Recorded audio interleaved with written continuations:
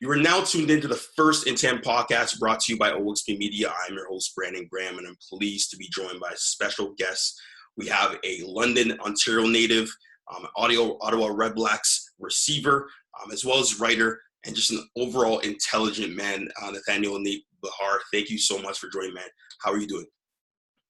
Great, Brandon. Thanks for having me. Excited to chat. Yeah, excited to chat is absolutely. So, just wanted to document your football journey and everything from the start of your football journey, in London with your parents, and especially coming down to the point right now where we're getting through the pandemic, but of course the CFL season is approaching here with the Ottawa Redblacks. I know you've adopted Ottawa as your home, but I wanted to start in the beginning. All right, London, Ontario native.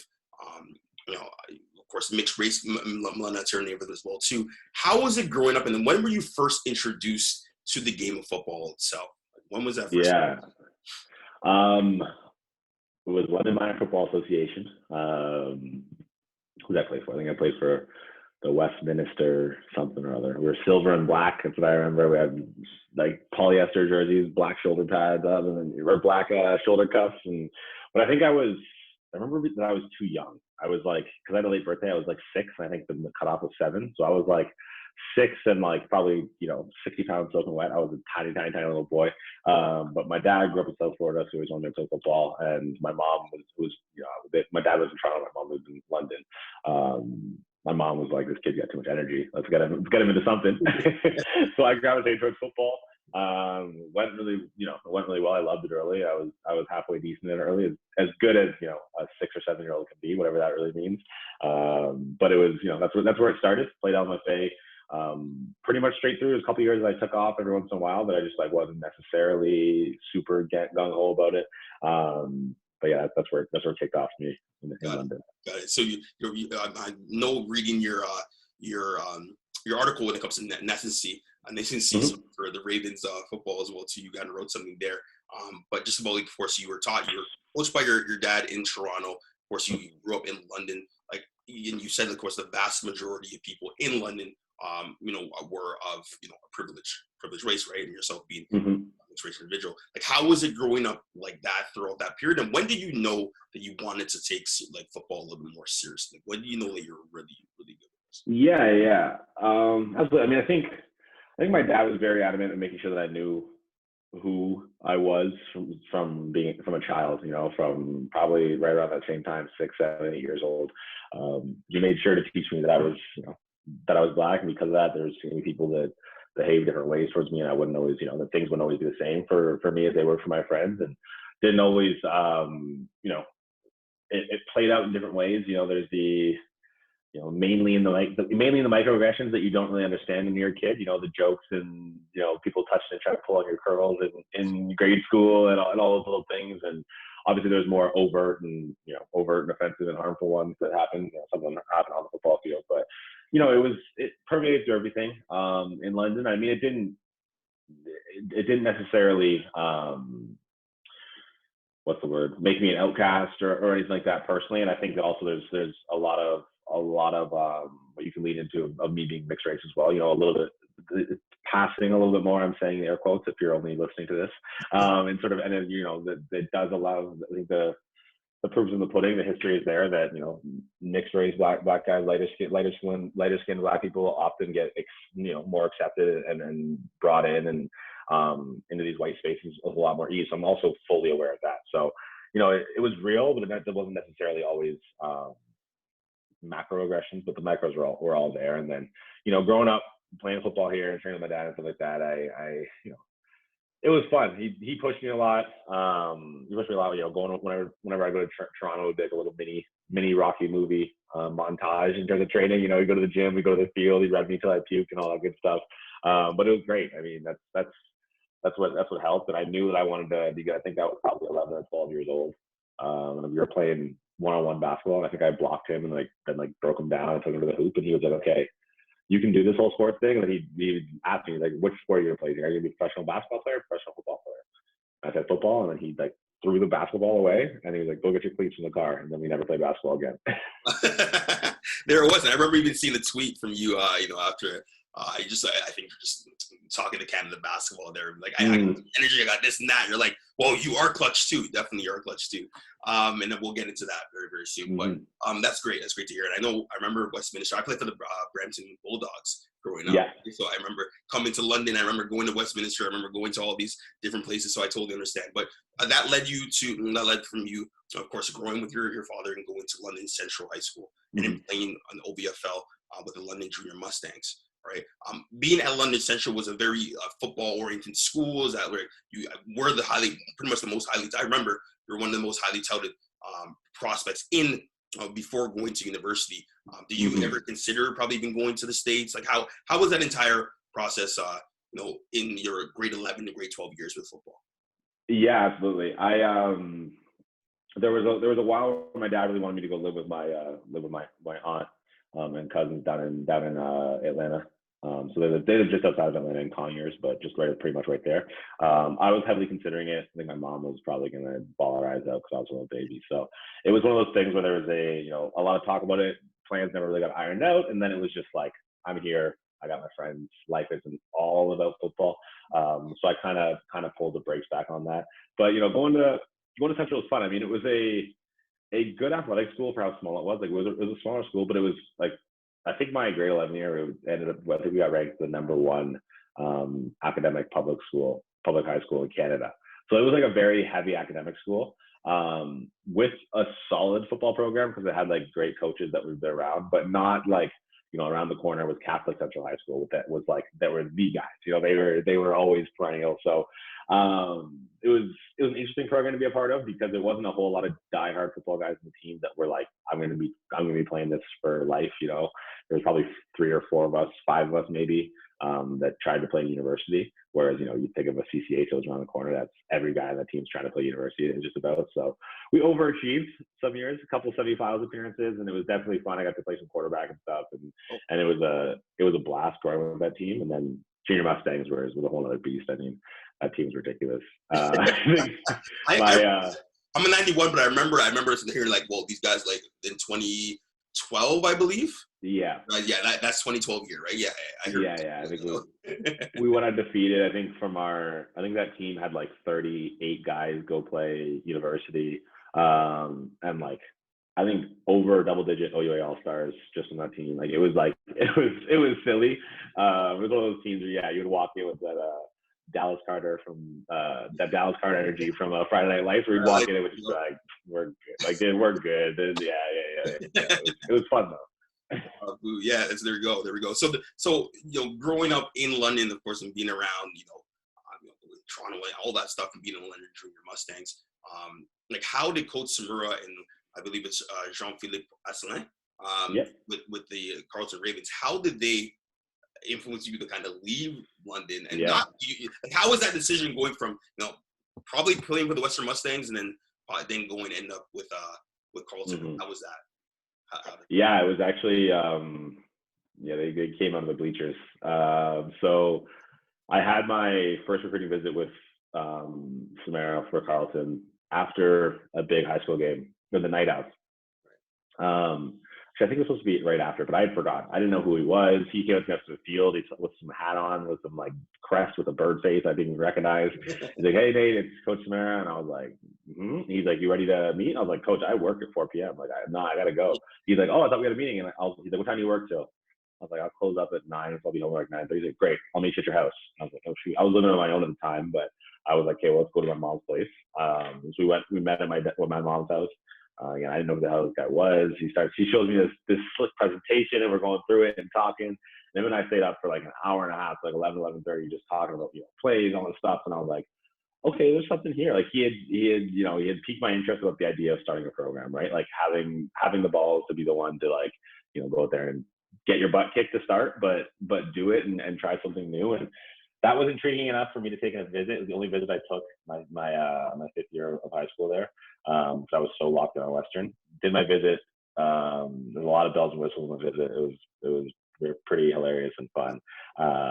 One of the things I got there in the facility, so in all of athletics, every employee was wearing a Ravens heart number 11 Behar shirt, like the I Love New York shirt. Yeah. It was, there's a lot of extraness, but it was pretty funny. And then just sitting down with JP, we met multiple times through that process. Every time we would just talk about plays and technique, and that's just all I wanted. And the Western didn't have a full-time receivers coach. That was one of the big things for me, is that I didn't want to go there just because the team was successful, not feel like I was going to be pushed to be the best receiver I could be. And that's ultimately what it came down to, was I was just like, Carleton has the full-time coaches, they have the full-time staff. I know the way JP coaches. And Western, I know what the receivers run. I asked, me and Coach Marshall sat down for 2 hours one time, going through all the cutups, everything the X runs, their boundary one. And I was like, I'm not going to get better running just comebacks, slants, and goes. Like, that's not a career for me. So that was the main part of the decision, and then we went. Wow, and that takes a lot, right? It's kind of like, I don't know, but it's kind of similar to, like, say, Tyler Hero growing up in Wisconsin, not going to Wisconsin and going to Kentucky and getting all that. So that could have been tough for people around in the area, but you did the best thing for yourself. And I'm just going to kind of draw it back to you being at Carleton in those few years when you kickstarted the program. It was tough. I know I can assume that starting the program was tough, but then as the years went, you kind of saw, like, the fruits of your labor, right? Is that kind of how it all played a part? And then, because, we see that progression there, I want to ask you about a day, September 20th, 2014. What comes to you when I mentioned that day itself, if you remember exactly? My dad's birthday. Oh, your dad's birthday. Wow. Yeah. Wow. And and it's 13 for 286. That's what comes to my mind. Yeah. Everyone wants to remember the last play of the game, but I had a whole lot of fun leading up to that last play. That whole game was a blast. So that Panda game that put us on the map, our first win, nationally televised, our first big win to let people know that this was a team to be reckoned with, was pretty special. Absolutely. I remember just being here in Brampton, I hear about that. I'm like, they beat the Ottawa. Like that was, like, people were really like, what, that really happened? And you watch the stuff back, you're like, oh my gosh, they stormed it. It was a big deal. So you kind of felt it, even with not knowing too many of the players, but Jesse Mills, Javari Bennett, those guys that you guys play with, and really kind of brought it there. So you adopted Ottawa as your, you said that it's kind of like home now. It's a home field. It's a great place to start a family, so on and so forth. And throughout that time, you took communications university as well too. Did you ever foresee? And I'm gonna get to the pandemic very soon, but like, if it wasn't, was there ever a plan B for you? Because, like, you're incredibly intelligent. There's so many things. You're a great writer, great, like, whatever it may be. But was there ever in school, especially, kind of told yourself, like, hey, when I football, I do this, but of course I want to explore other passions as well. Was that ever a thought you had? Honestly, no, not really. I think I just kind of always was like, I'll figure it out in the back of my mind. I was always an arts kid growing up. My dad's a music producer. He made me play. I played violin, double bass, and piano, and drums, and guitar, and stuff. So there was always the itch in the back of my belly that I can hang these things up and go be Gary Clark Jr. or something like that. And I got my Jimi Hendrix tattoos all over my body and stuff like that. But in terms of a real practical career choice, not really, man. I mean, I knew what I could do, and that I would get to professional. Like, there was never a doubt in my mind. And then I was just like, hey, we'll find some other sources of income and some ways to set ourselves up for the future when the time comes. A large part of me always thought I would, potentially gravitate into coaching. I love the idea of coaching at that university level, particularly, being able to actually impart wisdom and help people the way that Coach Samara and JP helped me grow as a man and things like that. So, but it was never fleshed out, that's for sure. That's well, 3-time OUA All-Star, Carleton, leading all-time receptions leader. There's a legend in that, so I'm pretty sure you won't have any trouble going back to any of them when that time definitely comes, man. But with that being said, and going through university, being drafted 5th overall in 2017, and then being drafted to Edmonton, how was that transition for you? Like, playing with with Riley, of course, and just being in that offense as well, and just being west. Like, have you ever traveled west before being drafted there? Like, how was that for you? No, I definitely never been west. Never even been to Vancouver before that. So that was fun in and of itself. Experiencing Edmonton and stuff like that.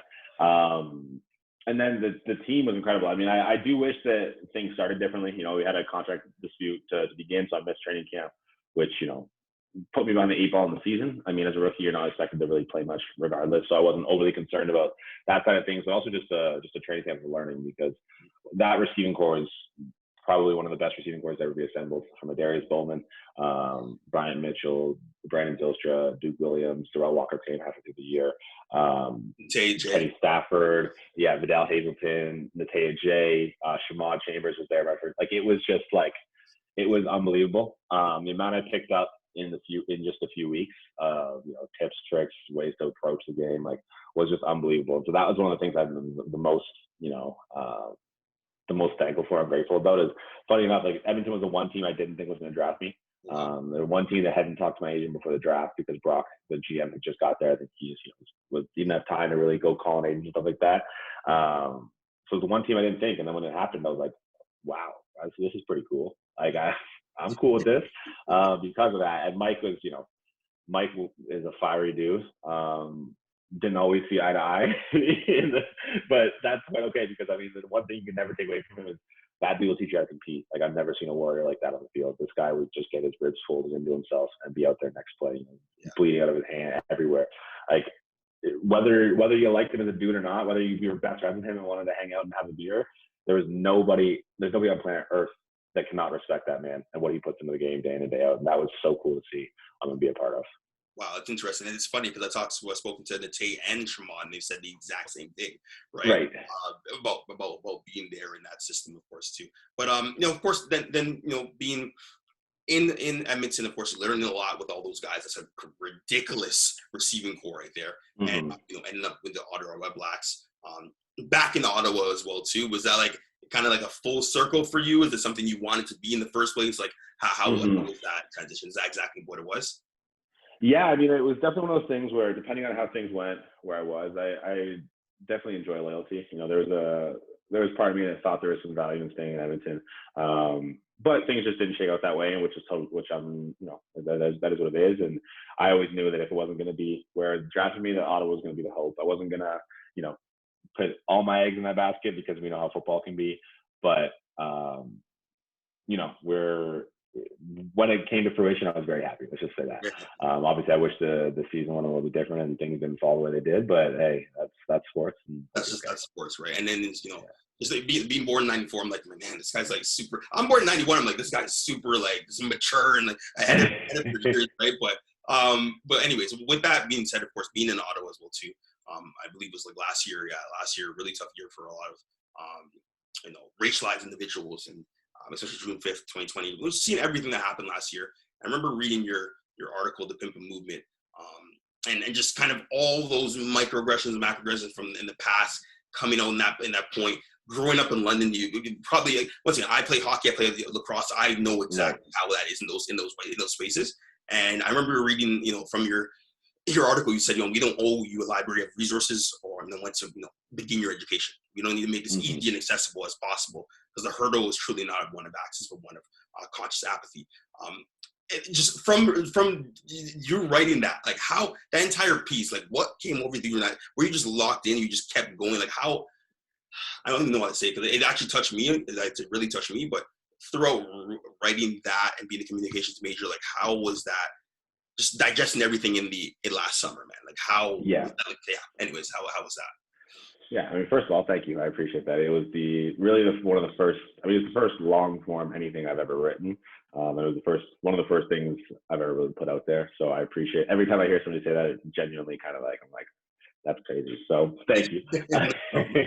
But no, man. I mean, it literally came out. I was at the dog park with my Rottweiler. We were just hanging out, and like, I had just been, I just left my girl's house, and I was just kind of like kicking around, like, man, like I haven't been sleeping. Like, it's just your brain, right? And I'd always felt, and this is probably one of the social media things that aren't great, is, I've always been sucked into this, you know what I mean? And like, since 2016, 2015, since Tamir Rice, everybody we've ever seen, Mike Brown, et cetera, like, I just find myself pulled into the Twitters of the world and just like reading, and then I would think it's empathy, I think is what it is, but it wasn't healthy. And it started to just boil over, and like what we saw last summer, it was just kind of the apex of it. And I opened my laptop when I was at the park, because I didn't know what to do, and I was just like, I thought I was gonna write a poem, to be honest. And then to Butterfly came on. I think All Right came on because I was playing it over and over again by Kendrick. I looked out of my phone, saw the saw the album cover, and just thought like, man, I'm just right there in the White House. And then I just started writing the opening, which was about which is about the White House, which is about seeing dudes from Compton with their 40s, the dice game right there with an ex-out lawyer, senator, whatever the hell he is, and it just started. And then I realized I was like, let's build a sandwich. I said, here's my beginning. I said, okay, my lettuce, tomato, my burger is these 3 points I kind of have in my mind. I started going, and then, like you said, I just didn't stop. It just kind of was like so cathartic, letting that stuff kind of pour out of me. And then luckily enough, you know Natea J. So Natea J is he's actually his sister-in-law, Behar. She's a professor at the University of Texas. She's probably one of the smartest people I've ever had the pleasure of communicating with. She was kind enough to destroy it, the first draft of it. she works with master's students who are at this level of intelligence when I'm like clawing at the, just try to get in the club. And she brought some real, reason and challenged a lot of my viewpoints as well on it, and helped me refine it and do a little more digging into things. And then what came out was I felt really happy. I remember looking at my girl and being like, I think that I just wrote something pretty powerful. I don't know if it's like good, or I don't know if it's, whatever. I was like, but I think that this is powerful. So it was really, really nice to see it stick, and, had people call me or text me, or like people I haven't talked to in years would be like, hey, I just want you to know, like, my family, like I made my whole family read it, and we sit like our dinner conversation today has been like discussing it. And so that was the stuff that I was just like, holy, like white families who are like, our family's next activity together is to go through this, which was just like, whoa, which was pretty nice. Yeah, that's super great. And it was needed. It was needed. And I think myself being a secondary teacher, like it's needed for the kids to know it, and it's all grounded in education too. And I think growing up, probably weren't really privy to seeing too much of that in school, but of course it's it's great that we're starting to have the conversation and it's pushed forward. And yourself, Justin Howell, and Ryan Kublik, I believe I'm pronouncing that properly. The Black and Indigenous Scholarship Formula Fund for Ottawa Youth Program. The inspiration behind that, like, was that more just a conversation you guys had? I think that's great, right? Serving those marginalized communities, serving people that actually do need it. And I really link it to your poem you made when it comes to On Guard for We, and you kind of says like all about the anger of the other and the one that she subjugates, and going back to how just this country we see is so great, so whatever, but at the same time we have all these inequities in our system, right? And I just wanted to, like, what was your to put that together, the Black and Indigenous Fund? Was that more so that you guys just like brainstorm and then make it happen? Like, how was that overall development? Yeah, actually, I'll give a lot of credit to Kublik, Ryan Kublik. So he's our long snapper at Carleton for years. Now he's a coach. He helps with specials. I believe he's working with linebackers right now. He's still at Carleton.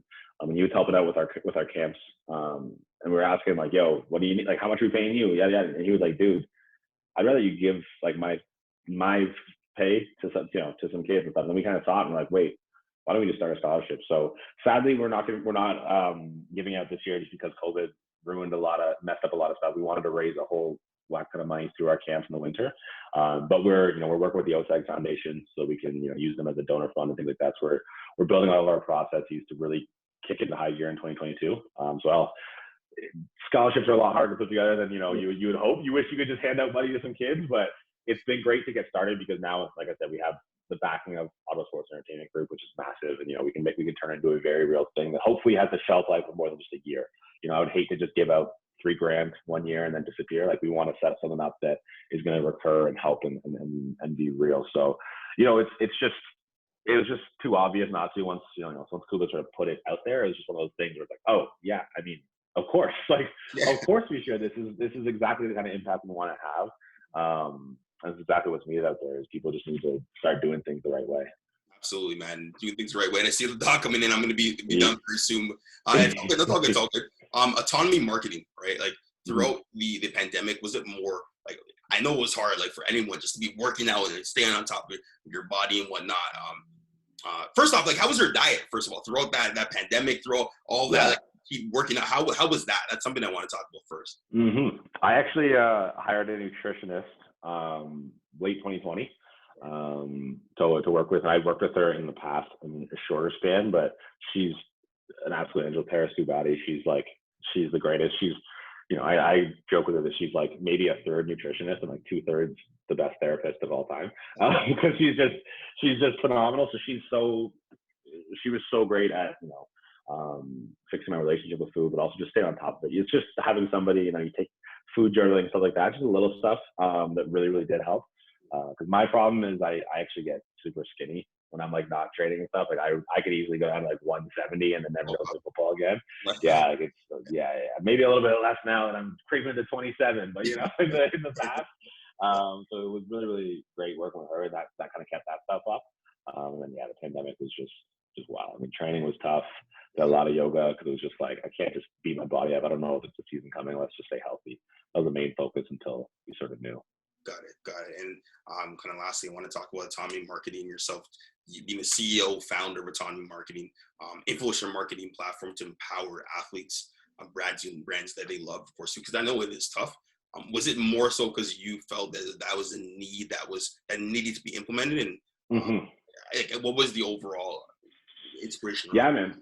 Yeah. So it was actually as simple as December 2019. I had 3 different friends reach out to me over the span of 3 weeks. And all of them were starting some sort of business. One was like sunglasses and bead. The other one was some Himalayan salt crystal something or other that goes into your bathtub. And another one was just like an athletic wear company. And all 3 of them had the same request. It was like, yo, man, when we're going to market, can you connect me with some of your CFL and NFL friends that you think would like be decent influencers? And you hear it once, you say yes. You hear it twice, you say okay. But that 3rd time, you're kind of like, there's something here. So obviously did a little Google, and it was December. I had 6 more months of off season to go, twiddle my thumbs. And I was just talking to my friend who's, he's a business guy, McGill grad. He works at Square. Other best friend of mine, moving up to Shopify. They're both very business minded. They're just like, bro, we love you, Nate. You got a lot of ideas. Make a business plan, then come talk to us. I was like, I don't know how to do that. Downloaded some template off lawdepot.ca and started plugging away. And all of a sudden I was like, did a whole whack load of competitor research and like, there's something here. And then I was talking to athletes and just thinking about my own experience. I was like, wait, like, there's something here. Like, that you would love a deal with with these brands. Like, you would love us to know how to do it, have a streamlined way, all this sort of stuff. So it's just been incredible, the traction and progress and how everybody in the marketplace, from agents to organizations like the Canadian Olympic Committee to individual athletes to brands, RBC, Under Armour, everybody just get it. And they're like, this is something very, very real. And so I just can't wait to keep growing it. That's awesome, man. That's awesome. And I have so many other questions about like BGC, being an Ottawa board member, just so many different things. But I think I'm going to just I just think you're doing great work, man. Continue doing what I appreciate that. Keep inspiring the youth. But this year going into with the Ottawa Redblacks, with the team, Matt Nichols, you have a lot. You have a really talented team in Ottawa this year. What are some of your personal goals this year as the season comes? Yeah, absolutely. I think my goal number 1 is to make one writer eat his words. Somebody called me a bust, so that was good. That was a good one to wake me up out of my slumber. No, but seriously, I mean, I think I just want to show people what I know I can do. There's a million excuses you can make for the first 3 years of your career if they didn't go the right way, and there's 100 plays I'd like to pull back, and if I just made the one thing happen, who knows what the domino effects in a positive would have led to. So I think it's just executing the way I know I can execute. It's not allowing complacency to set in, not letting my brain and that side of things ruin what my body can do. And I'm not going to put numbers on things. I'm not going to say, hey, I need 500 yards or 1,000 yards or 1 million touchdowns. I think it's going to be one of those things where at the end of each and every game, I'm going to know, like, okay, I was locked in for 60 straight minutes. I did the things. I also took care of my body leading into that game. I approached the game properly. I was tuned in. I was locked in. I executed to the ability that I was given the rights to. I know that will cascade into yards, into targets, into touchdowns, and I just need to approach it that way because it's very easy, especially coming from a background where I was getting 15 targets a game, to moving into one where you're thrown out wide at field 1 and you're playing Z, and you're lucky to get 2 targets to let the brain switch off, and that's something that I need to personally get better at, and that's sort of my goal here is just approach each snap with that fire and hopefully make some plays happen. There we go, man. And sorry, I know I usually ask the receivers this, Matt Coates, but I asked them. Yeah. Your favorite position are you more? Do you enjoy playing the outside X receiver, or you like playing the slot? Mm-hmm. And what is your favorite route to run? Yeah, no, absolutely. I actually think I like playing out wide more because you can. I like the precision of route running. You know, I pride myself on running very clean routes, and sometimes there's not as much of a premium put on that when you're in the slot. I would say, but I do value the slot as well. It's such an advantage having that run up. And my favorite route, definitely, if I'm out wide, it's going to be a comeback route every single time. Let's sell that go, slam it down and out of there in 3, and it's a win every time. There we go, man. There we go. It's always a different route every single time, every receiver I talk to. That's awesome, man. But hey, yeah. Nate Behar, thank you so much, man. I wish you the best of luck this season. Hopefully, you come to Toronto, we'll have this little studio, but once COVID and all this stuff goes by. But I really appreciate you, taking some time, training camp and everything right now, especially with your dog too. Talk about your life and whatnot, and especially your football journey, man. But yeah, wish you the best of luck, man. Thank you so much. Thank you, dude. I appreciate it, and have a good one. You too. All right. This is the First and 10 podcast. Keep balling.